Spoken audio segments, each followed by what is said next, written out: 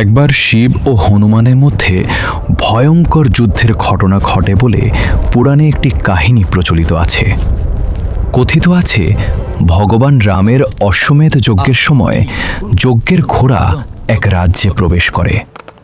সেই রাজ্যকে রক্ষা করার দায়িত্ব নিয়েছিলেন মহাদেব। অন্যদিকে রামের আদেশে হনুমান সেই ঘোড়াকে ফিরিয়ে আনতে যান।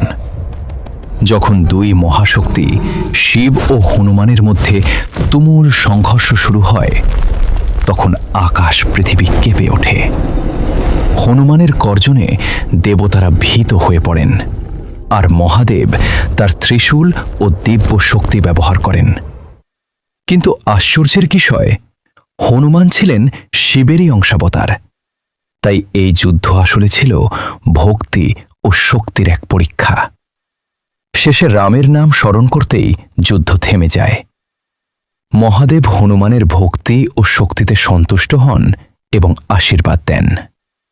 এই কাহিনী শেখায়, সত্যিকারের ভক্তি ও ধর্মের সামনে দেবতারাও প্রসন্ন হন।